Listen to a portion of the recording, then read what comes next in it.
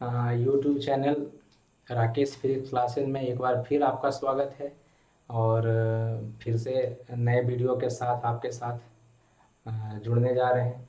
तो आज जो है अभी मैंने जो इसके पहले जो बनाया था, किसी भी विद्युत द्विध्रुव के कारण किसी भी बिंदु पर जिसका कि स्थिति सदिश दिया हुआ है r थीटा, मतलब जो बिंदु है r दूरी पर स्थित है और अक्षीय रेखा से थीटा कोण बना रहा है। तो वहाँ पे आपका विद्युत विभव का मान क्या था, तो वो वैल्यू आया था 1/4πε0 के और पी कॉस थीटा बटा आर स्क्वायर। पी का मान क्यू गुना 12 था। पी को विद्युत द्विध्रुव आघूर्ण कहते हैं, है ना। और विद्युत द्विध्रुव आघूर्ण जो होता है वो मैंने इसके पहले वाला अध्याय जो है उसके अंदर आपको बताया था। तो उसमें बाद में वीडियो होगा तो मैं टाइम मिलेगा तो मैं फिर से उसका पहले अध्याय का भी बना दूंगा। तो लेकिन अभी वो आपने पढ़ा है कि विद्युत द्विध्रुव आघूर्ण क्या होता है। तो एक निकाय होता है जो बराबर एवं विपरीत आवेश माइनस क्यू और प्लस क्यू से बना होता है, जिसके बीच की दूरी 12 होती है। अब इसकी दूरी कुछ होती है, ठीक है ना। तो मतलब बराबर एवं विपरीत, समान एवं विपरीत आवेश से बने निकाय जो कि कुछ दूरी पर स्थित होते हैं, ठीक है ना, उसको ये जो है विद्युत द्विध्रुव कहा जाता है ना। और विद्युत द्विध्रुव आघूर्ण जो होता है वो इसका किसी भी आवेश का परिमाण दोनों में से और दोनों के बीच की दूरी को विद्युत द्विध्रुव आघूर्ण कहते हैं। पी से संकेत करते हैं, जिसका की दिशा कहाँ से कहाँ होता है, तो माइनस आवेश से प्लस आवेश की दिशा में होता है। तो मैंने एरो बना दिया माइनस से प्लस की आवेश। तो ये विद्युत द्विध्रुव आघूर्ण के कारण मैंने आपको बताया कि क्या होता है भाई। तो 1/4πε0 अगर किसी भी बिंदु पर, मैंने आपको उस दिन बताया था कि ये जो P बिंदु है यहाँ पे, ये R और थीटा कोण पर है ना। ये मैंने उस दिन D नहीं लिया था, L ले लिया था। तो L जब होता है तो टोटल डिस्टेंस यहाँ से 2L हो जाएगा, ये ध्यान रखना है। अदरवाइज D अगर दिया रहता है दोनों के बीच में, कभी कभी दे देता है दोनों के बीच का डिस्टेंस D, तो 2D लिख दीजिएगा तो गलती हो जाएगा। दोनों के बीच का डिस्टेंस D है तो D होगा। यहाँ दिख रहा है आपको, यहाँ से यहाँ L है, यहाँ से यहाँ L है, तो 2L है। तो टोटल डिस्टेंस जो होता है दोनों आवेश के बीच में, उसी को गुना करते हैं।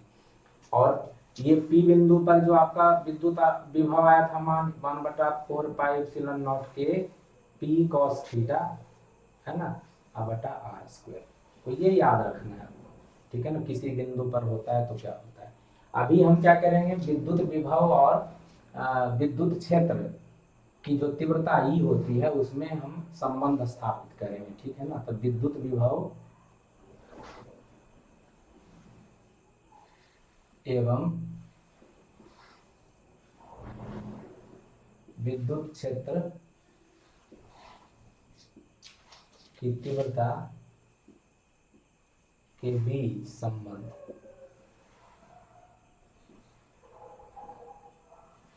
ये संबंध जानेंगे क्या होता है दोनों के बीच, ठीक है ना। तो उसके लिए फिर से विद्युत क्षेत्र अगर बोला जा रहा है तो विद्युत क्षेत्र को होना चाहिए, और विद्युत क्षेत्र बिना आवेश का हो नहीं सकता। तो आपको कोई ना कोई आवेश लेना पड़ेगा। तो मैंने मान लीजिए यहाँ पे कोई आवेश ले लिया, ठीक है ना, एक आवेश ले लिया। और आवेश ये है आपका, ये आवेश मान लीजिए प्लस क्यू ले लिया। तो प्लस क्यू आवेश के कारण किसी बिंदु पर अगर हमें जानना है कि यह बिंदु P है मान लीजिए, तो इस बिंदु पर विद्युत क्षेत्र का मान किधर होगा, तो बाहर की दिशा में होगा, ठीक है ना। तो ये बाहर की दिशा में मैंने पहले वाले वीडियो में बहुत बताया था इसके बारे में आपको कि प्लस आवेश से विद्युत क्षेत्र बाहर की दिशा में होता है, माइनस आवेश से विद्युत क्षेत्र अंदर की दिशा में होता है। तो प्लस आवेश अगर है तो बाहर की दिशा में, ये प्लस आवेश है तो बाहर की दिशा में विद्युत क्षेत्र होगा, माइनस आवेश है तो अंदर की दिशा में विद्युत क्षेत्र होगा, ठीक है ना। अब हमें फिर से क्या करना है कि मान लीजिए कि कोई बिंदु यहाँ पे है, ए है ना। तो ए बिंदु के ऊपर विद्युत क्षेत्र होगा, और कोई बिंदु बी है, या मैं इसी को बी मान लेता हूं, और कोई बिंदु यहाँ पे ए है। अब ये बताइए कि हमने तो पढ़ा है अभी कि विद्युत विभव का मान क्या होता है किसी बिंदु पर, तो 1/4πε0 के अभी लिखा था। अगर मैं मुझे ये वाला बिंदु ओ है और ए पे पूछा जाए विद्युत विभव का मान बताइए, तो आप लिखेंगे 1/4 पाई एप्सिलॉन नॉट के क्यू प्लस क्यू बटा क्या है भाई, तो दोनों के बीच की दूरी ओ ए। फिर अगर बी के ऊपर पूछा जाए कि क्या विद्युत विभव होगा इस बी के ऊपर, तो आप कहेंगे 1/4 पाई एप्सिलॉन नॉट के और प्लस क्यू आवेश के कारण पूछा जा रहा है तो प्लस क्यू, अब बटा दूरी क्या है ओ बी। ओ बी अब पता है आपको ओ ए बड़ा है या ओ बी बड़ा है, तो आप साफ साफ देख रहे हैं कि ओ बी बड़ा है ओ ए छोटा है, तो ओ ए जो है वो छोटा है ना, ओ ए छोटा है ओ बी से। और हर में कोई राशि जब बड़ी होती है हर में तो भाग पड़ जाएगा, और भाग पड़ेगा बड़ा राशि से तो वह राशि छोटा हो जाएगा। तो दिख रहा है आपको ओ बी बड़ा है ओ ए छोटा है, हर में जो बड़ा होता है वो वो राशि भाग दे करके, अगर बड़ा राशि होगा तो भाग दीजिएगा तो इस राशि को छोटा कर देगा, और जो छोटा है वो इसको बड़ा कर देगा। मतलब चूंकि ओ बी बड़ा है तो इसको छोटा कर देगा, मतलब भी बी जो है वो छोटा हो जाएगा, है ना।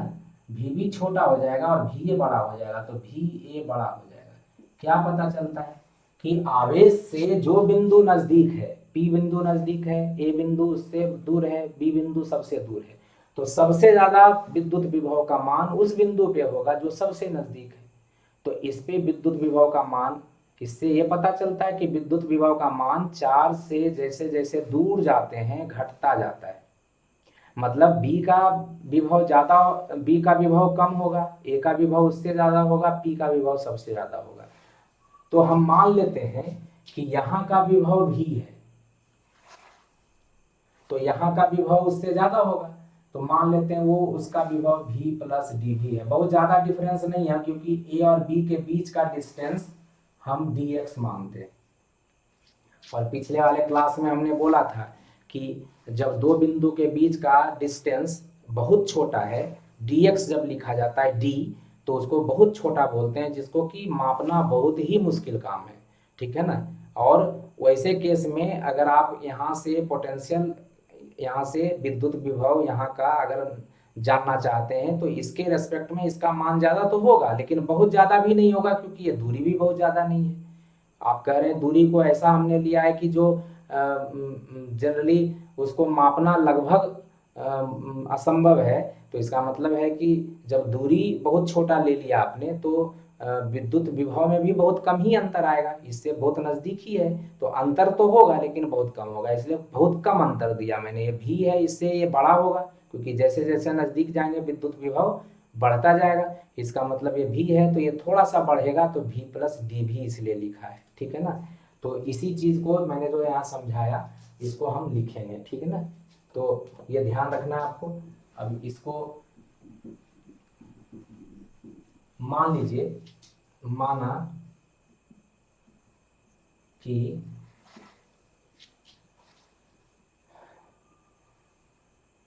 एक बिंदु धनावेश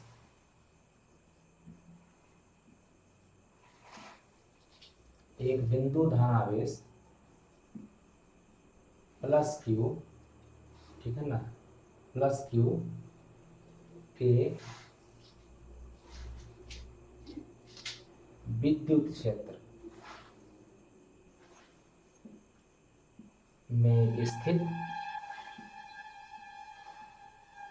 दो बिंदु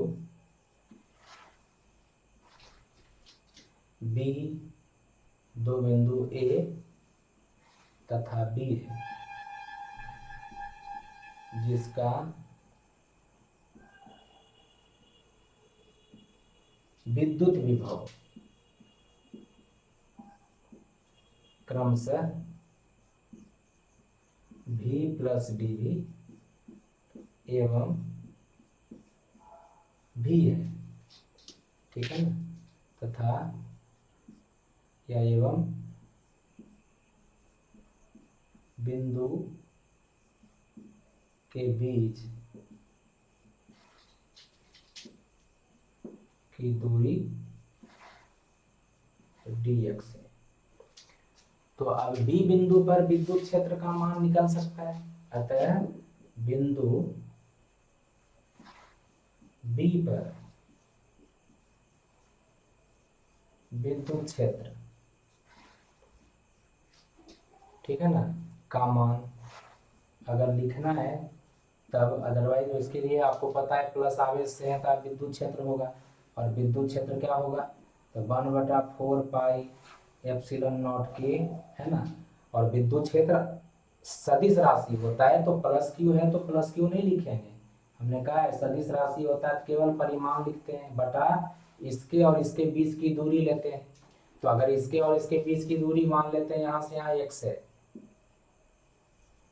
तो x ले लेंगे, तो ये हो जाएगा एक्स स्क्वायर, है ना, एक्स स्क्वायर होता है। और किधर होगा, तो बाहर की दिशा में, ओ से बी की दिशा में, तो ओ से बी की दिशा में, तो विद्युत क्षेत्र ये हो जाएगा। और अगर यहाँ पे विद्युत क्षेत्र है तो यहाँ पे कोई भी आवेश को अगर परीक्षण धन आवेश को रखिएगा इसके ऊपर, तो परीक्षण धन आवेश के ऊपर बल लगा देगा विद्युत क्षेत्र, किधर लगाएगा, तो पिछले क्लास में बताया था कि विद्युत क्षेत्र परीक्षण धन आवेश या किसी भी धन आवेश पे अपनी दिशा में बल लगाता है, और ऋण आवेश पर अपनी दिशा के विपरीत दिशा में बल लगाता है। तो मतलब क्या हो गया कि अगर F इसके ऊपर जानना चाहें तो क्या होगा, देयरफॉर यदि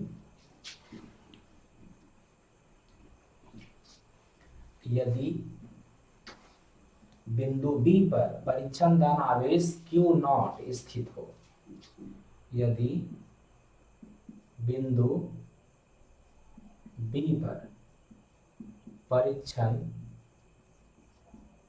धन आवेश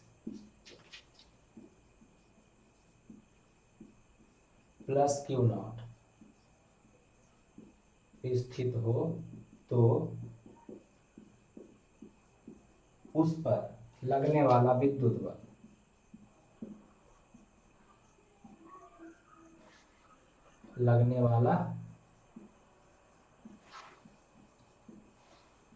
बल क्या हो जाएगा, F इज इक्वल टू, हमने कहा था आवेश जिसके ऊपर निकालना है वो आवेश, और विद्युत क्षेत्र जो होता है उसको गुना कर देते हैं, और दिशा वही दिशा होती है, विद्युत क्षेत्र की दिशा होती है अगर आवेश धन आवेश होता है, और अगर ऋण आवेश होता है तो विद्युत क्षेत्र की दिशा के विपरीत होता है तो माइनस लगा देते हैं यहाँ पे, ठीक है ना। लेकिन बल उसी दिशा में है तो प्लस रहेगा, तो इसलिए हमने वो लिखा। अब अगर फिर से वही चीज है कि अगर मैं इस चार्ज को, इस आवेश को इस बल के विरुद्ध यहाँ से यहाँ लाऊं, तो हमें काम करना पड़ेगा, है ना, कार्य करना पड़ेगा, क्योंकि आपको इस बल के विरुद्ध बल लगाना पड़ेगा, ठीक है ना। तो देयरफॉर लिखेंगे वर्क डन, ठीक है ना, मतलब परीक्षण धन आवेश को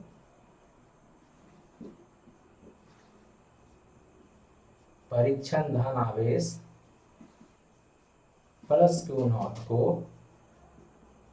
विद्युत बल के विरुद्ध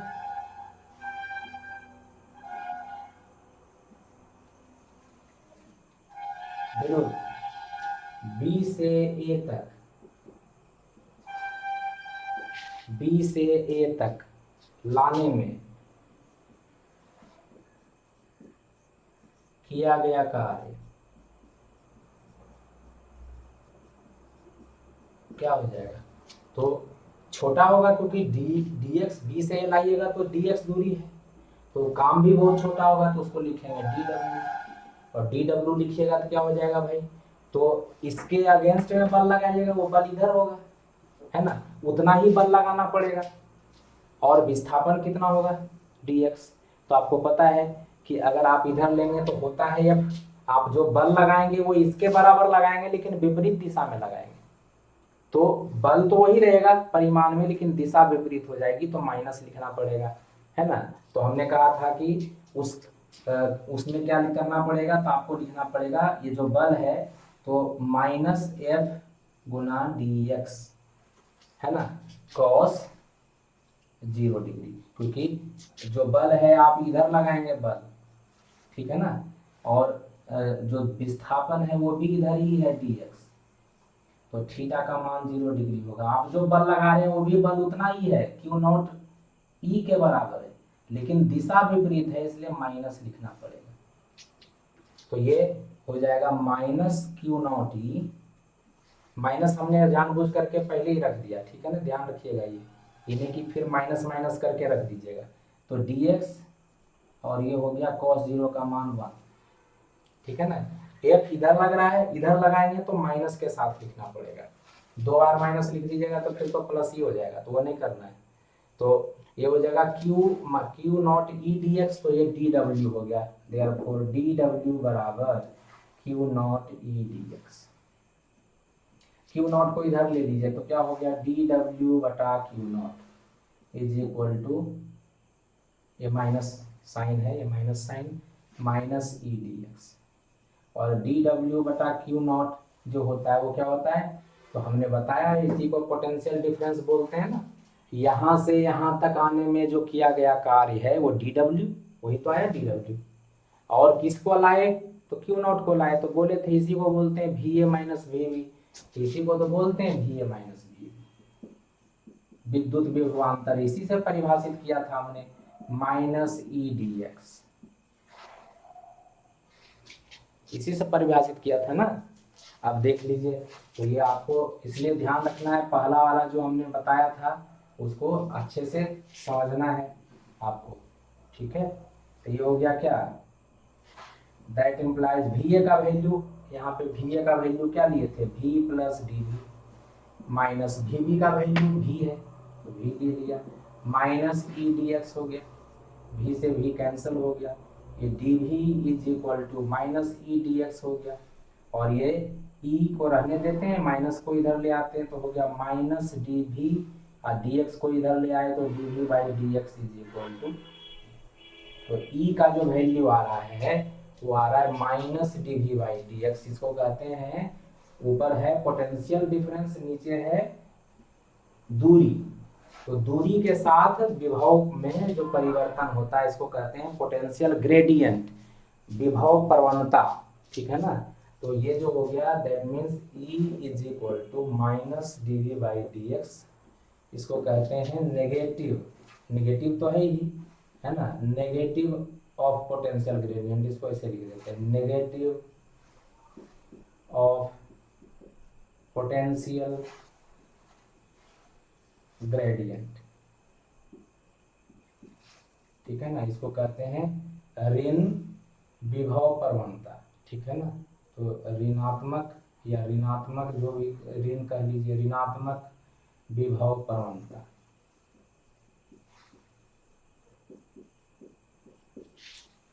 मतलब क्या है कि जो विद्युत क्षेत्र है उसकी दिशा उस दिशा में होती है जिस दिशा में विद्युत विभव घटता जाता है। ठीक है ना, अर्थात विद्युत क्षेत्र की दिशा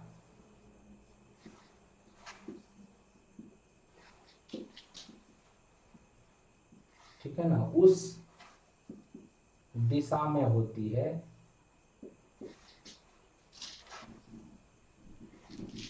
उस दिशा में होती है जिसमें विद्युत विभव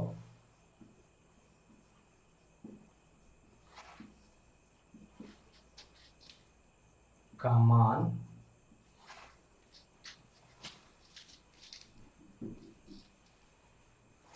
घटता जाता है। आप कह सकते हैं न्यूनतम होता है, घटेगा लेकिन वो सबसे ज्यादा उसमें उसके अंदर होता है। तो जिसमें विद्युत विभव का मान घटता जाता है, या कह सकते हैं सबसे ज्यादा घटता है, ये भी बोल सकते हैं।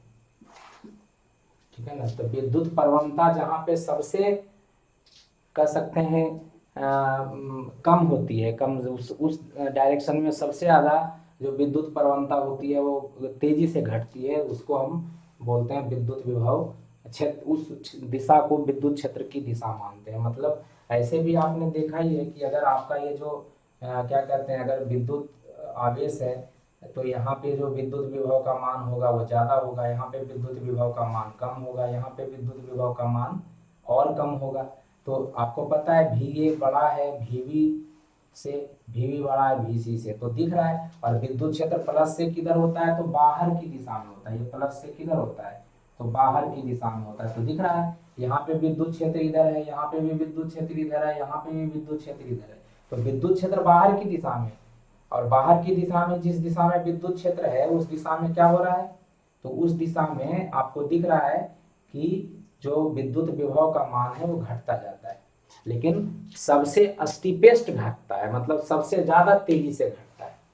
ठीक है ना, तो वो दिशा होती है, अगर आपका कोई कर्व होता है तो उस दिशा में सबसे ज्यादा तेजी से घटता है। तो ई का मान इसलिए नेगेटिव ऑफ पोटेंशियल ग्रेडियंट कहा जाता है। तो ये ध्यान रखना है कि विद्युत विभव और विद्युत क्षेत्र में जो तीव्रता में संबंध है वो इस तरीके से हम निकाल सकते हैं।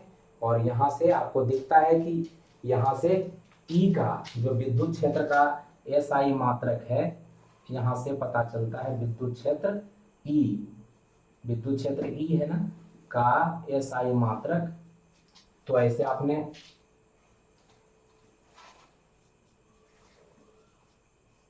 एस आई मात्रक क्या पढ़ा था, तो आपने अभी निकाला था एफ बराबर क्यू नॉट ई लिखे थे ना, क्यू नॉट ई, जो बल निकाले थे ये वाला मिटा दिया मैंने, क्यू नॉट ई जो था। तो यहां से ई बराबर आता है क्या, एफ बटा क्यू नॉट। तो यहां से आप पढ़ते हैं न्यूटन बटा कूलम, न्यूटन बटा कूलम, लेकिन यहां से आता है वोल्ट बटा मीटर, तो आप इसको वोल्ट बटा मीटर भी बोलते हैं। तो विद्युत क्षेत्र का एसआई मात्रक वैसे न्यूटन अपॉन कूलम कूलम होता है, लेकिन एक मात्रक और भी होता है, ठीक है ना, उसको हम वोल्ट पर मीटर बोलते हैं। तो ध्यान रखिएगा। अब यहीं से कहीं कहीं आपको ई बराबर, ये ई डी वी बटा डी एक्स माइनस में है, लेकिन इसका भी यूज हो जाता है, ई बराबर वी बटा डी। तो दिख ही रहा है वोल्ट पर मीटर, ये वी हो गया पोटेंशियल डिफरेंस, डी हो गया दूरी। तो डी एक्स जो है आपका दूरी को सूचित करता है, और डी भी आपका पोटेंशियल डिफरेंस को सूचित करता है। यहाँ भी पोटेंशियल है, ये दूरी है, तो ई बराबर वी बटा डी भी फॉर्मूले में आ जाता है। तो ध्यान रखना है वोल्ट पर मीटर भी विद्युत क्षेत्र का मात्रक होता है। तो बहुत बार पूछ देता है कि वोल्ट पर मीटर किसका मात्रक होता है, ठीक है ना, तो विद्युत क्षेत्र का मात्रक होता है। न्यूटन पर कूलम ऐसा ही मात्रक है, वोल्ट पर मीटर भी उसका एक मात्रक है। तो वोल्ट पर मीटर किसका मात्रक है, तो विद्युत क्षेत्र का मात्रक है। ठीक है, एकदम ध्यान रखिएगा इस बात को, अदरवाइज फिर यही एक एक नंबर का क्वेश्चन है, जैसे विद्युत क्षेत्र का ऐसा ही मात्रक न्यूटन, और वोल्ट पर मीटर किसका मात्रक है, तो विद्युत क्षेत्र ई का मात्रक है, ये ध्यान रखना है। ठीक है ना, तो ऐसे भी दे सकता है कि जो कौन सी राशि है जिसका क्या कहते हैं मात्रक न्यूटन पर कूलम भी है, वोल्ट पर मीटर भी है, तो विद्युत क्षेत्र है। तो ये भी बहुत इंपॉर्टेंट क्वेश्चन है, 2 नंबर में ये क्वेश्चन आता है, 2-3 नंबर में भी आता है, तो ध्यान रखिएगा, ये बहुत इम्पोर्टेंट है। तो इसमें हमने संबंध बताया। अब जो इसके बाद हम लोग करेंगे इक्विपोटेंशियल सरफेस, और इक्विपोटेंशियल सरफेस जिसको समविभव पृष्ठ कहते हैं, और समविभव पृष्ठ का फिर प्रॉपर्टी करेंगे, ठीक है ना। तो इसमें इसके बाद अब हम लोग चलते हैं समविभव पृष्ठ।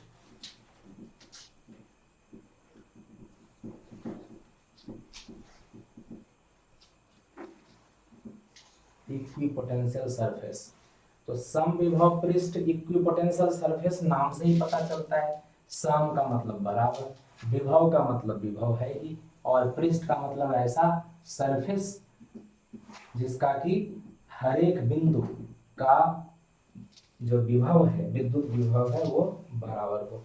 तो समविभव पृष्ठ,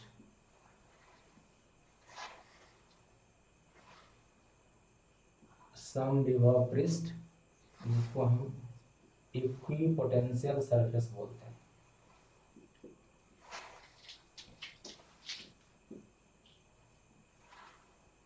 तो दिख ही रहा है सम का मतलब, ये सम का मतलब होता है बराबर या समान, ठीक है ना, तो बराबर कह सकते हैं, समान बोल सकते हैं, और विभव का मतलब तो विभव, ठीक है।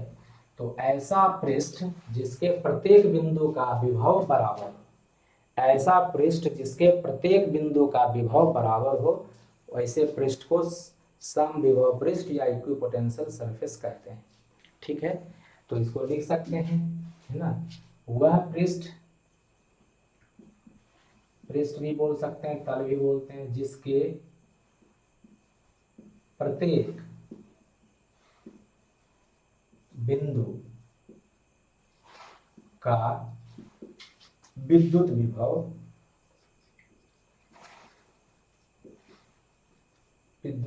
बराबर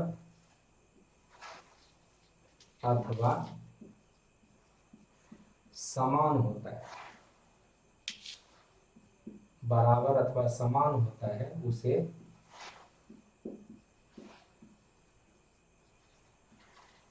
समविभव पृष्ठ इक्विपोटेंशियल सरफेस कहा जाता है। ठीक है, कैसे भाई? तो जैसे मान लीजिए कि कोई जो है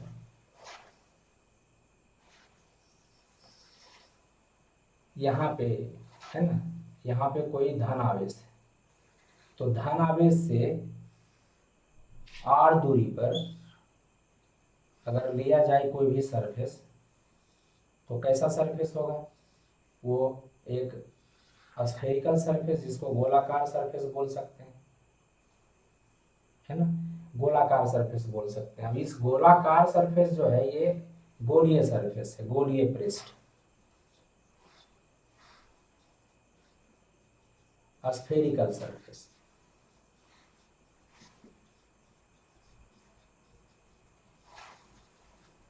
अब यहाँ पे मान लीजिए हमने कोई चार्ज रख दिया प्लस क्यू, तो पता है आपको गोलीय पृष्ठ है तो ये त्रिज्या हो जाएगी सारी, है ना, सारी त्रिज्या हो जाएगी। और त्रिज्या अगर होगी तो यहाँ पे अगर बिंदु ए दे दें, ये बिंदु बी दे दें, इस बिंदु को सी लिख दें, इस बिंदु को डी लिख दें, ये बिंदु ई ले लें, ये बिंदु एफ हो जाए, ये बिंदु जी हो जाए और ये बिंदु एच ले लें।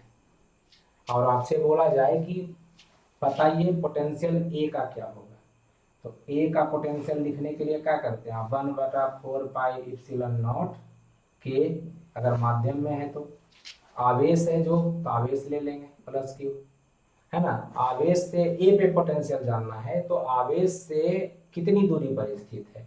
तो आवेश से आर दूरी पर स्थित है, सब तो त्रिज्या ही है। तो आवेश से अगर आर दूरी पर स्थित है, सब त्रिज्या है, तो सबका मान बराबर है, तो ये हो जाएगा क्यू बटा आर। बी पे पूछेंगे तो 1/4 pi epsilon not plus Q बटा आर। सी पे पूछेंगे तो प्लस क्यू बटा आर, तो सब तो बराबर है, मतलब यही VB भी होगा, यही VC भी होगा, यही VD भी होगा, यही VE भी होगा, VF भी होगा और यही VG भी होगा, यही VH भी होगा। मतलब क्या दिख रहा है कि अगर कोई भी धन आवेश है या ऋण आवेश है, तो उससे जो कुछ दूरी पर स्थित जो गोलीय सतह होता है वो बराबर त्रिज्या के कारण चारों दिशा में वो बराबर दूरी पर स्थित होता है। इसका मतलब उस पृष्ठ के, जो गोलीय पृष्ठ है, गोला के तरह का है, जो बॉल के तरह का है, गेंद के तरह का है, उसके सतह पे, उसके पृष्ठ पर जितने भी बिंदु होंगे सब उस केंद्र से r दूरी पर स्थित होंगे। और केंद्र के ऊपर अगर कोई आवेश रखा हुआ है तो हर एक बिंदु के ऊपर जो विद्युत विभव का मान होगा वो समान होगा, क्योंकि जो उसका फॉर्मूला होता है 1/4 पाई एप्सिलॉन नॉट के, ये तो सब में रहेगा। और ये जो q बटा आर जो है वो q बटा आर, q तो है ही, केंद्र के ऊपर प्लस q लिया है हमने तो है ही, बाकी बटा आर सब में होता है, सब में है ही, तो इसका मतलब लिखना पड़ेगा आपको आर। इसका मतलब जो इसी तरीके से अगर हम दूसरा गोला बना दें, यहाँ से कुछ दूरी पर स्थित जो है आर नहीं होकर के R1 दूरी पर स्थित लेकर के कोई दूसरा गोला बना दें इस तरीके से, तो ये जो गोला होगा, ठीक है ना, ये गोला फिर से क्या हो जाएगा, ये कंसेंट्रिक हो जाएगा। मतलब कहने का मतलब यहाँ से फिर से ये बराबर दूरी पर स्थित हो जाएगा। ये दूरी मान लीजिए R1 है ना, तो ये दूरी भी R1 हो जाएगा, है ना, ये दूरी भी R1 हो जाएगा, है ना। उसी तरीके से ये वाला दूरी भी R1 हो जाएगा। तो सारी दूरी अगर फिर से R1 हो जाए तो यहाँ पे बिंदु अगर मान लीजिए P ले लें, यहाँ Q ले लें, यहाँ R ले लें, यहाँ S ले लें, है ना, और यहाँ T ले लें, तो फिर से आपको दिख रहा है कि ये सारी बिंदुओं पर विद्युत विभव का मान समान होगा। मतलब VP बराबर VS बराबर VQ बराबर VR बराबर VT, ये बराबर होगा और ये किसके बराबर होगा, तो 1/4πε0 के प्लस क्यू, अब बटा इस बार डिस्टेंस बदल गया, क्यू बटा r1, क्योंकि डिस्टेंस बदल गया, सब जगह r1 डिस्टेंस है। तो इसके ये सारे बिंदु के ऊपर ये होगा विद्युत विभव का मान, इस सारे बिंदु के ऊपर ये होगा विद्युत विभव का मान। ये r छोटा है, ये r1 बड़ा है, तो पता है जिसके नीचे बड़ा होता है ये छोटा हो जाता है, मतलब इस सरफेस का जितना भी बिंदु है इसका जो विद्युत विभव का मान है, ये वाला बिंदु का विद्युत विभव का मान इसके विद्युत विभव के मान से छोटा है। तो ये नहीं कहेंगे कि इस सरफेस का विद्युत विभव और इस सरफेस का विद्युत विभव दोनों समान है, अलग अलग है, लेकिन इस सरफेस के सारे बिंदुओं का विद्युत विभव ये होगा और इस सरफेस के सारे बिंदुओं का विद्युत विभव ये होगा। लेकिन चार्ज से जो नजदीक होगा, हमने शुरू में बताया कि आवेश से जो नजदीक होगा वहां पे विद्युत विभव का मान ज्यादा होगा, जो दूर होगा उसका विद्युत विभव का मान कम होगा। मतलब ये सारे विद्युत विभव जो आ रहे हैं ये एक ही हैं, लेकिन ये दूरी पर स्थित हैं इनसे, तो इनके ऊपर जो विद्युत विभव का मान है इनसे बड़ा है। तो मतलब ये है कि जो कोई चार्ज अगर किसी केंद्र पर स्थित है तो केंद्र से जो संकेंद्रीय जो गोलीय सतह होता है वो कंसेंट्रिक जिसको कहते हैं, मतलब कितना भी गोला बना सकते हैं, सारे गोले के ऊपर हर एक बिंदु पर, सारे गोला का जो बिंदु होगा वो समान विभव पे होगा, उसके हर एक बिंदु पर विद्युत विभव का मान समान होगा, लेकिन हर एक अलग अलग गोला के ऊपर ये विद्युत विभव का मान अलग अलग होगा। लेकिन एक गोला जब लेंगे तो उसके हर एक बिंदु पर विद्युत विभव का मान समान होगा, ठीक है ना। इसलिए इनको इनको सबको क्या कहते हैं, इक्विपोटेंशियल सरफेस कहते हैं। मतलब ये वाला सरफेस के ऊपर विद्युत विभव का मान समान है, इस वाले सरफेस के ऊपर विद्युत विभव का मान समान है लेकिन इससे अलग है। तो इसको समविभव पृष्ठ इसलिए कहते हैं क्योंकि इसके सारे बिंदु के ऊपर विद्युत विभव का मान समान है। इसको समविभव पृष्ठ कहते हैं क्योंकि इसके सारे बिंदु के ऊपर विद्युत विभव का मान समान है। इसका 10 वोल्ट है तो सारे बिंदु पे 10 वोल्ट, इसका 5 वोल्ट है तो इसके सारे बिंदु के ऊपर 5 वोल्ट इसका विद्युत विभव होता है, इसलिए इसको समविभव पृष्ठ कहा जाता है। समझ में आ रहा है। तो कोई भी बिंदु आवेश के कारण जो संकेंद्रीय, ठीक है ना, संकेंद्रिक जो गोलीय सतह होता है वो समविभव पृष्ठ होता है, ठीक है ना। तो कह सकते हैं किसी बिंदु आवेश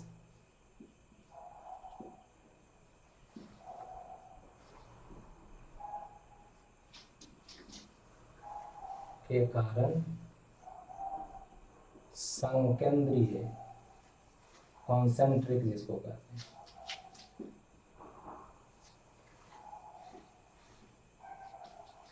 संकेंद्रीय गोलीय सतह, concentric spherical surface, spherical surface एक समविभव पृष्ठ होता है, समविभव पृष्ठ होता है, समविभव पृष्ठ होता है, ठीक है। अब अगले वीडियो में आपको समविभव पृष्ठ की प्रॉपर्टी करवाएंगे, ठीक है ना, कि क्या इसका प्रॉपर्टी है, ठीक है। तो अभी बहुत टाइम हो गया है, 11 बजने वाले हैं, तो मैं अब यहीं पे ख़त्म करता हूँ, वीडियो भी लंबा हो रहा है, ठीक है। फिर नेक्स्ट वीडियो में मिलते हैं। लोगों को बताते रहिए और अपने दोस्तों को भी बताते रहिए, जितना फ़ायदा हो सकता है उठाइए, पढ़िए अभी, क्योंकि टाइम कम है ना। तो तब तक के लिए गुड नाइट, ठीक है। मिलते हैं फिर से अगले वीडियो में, तब तक के लिए गुड नाइट।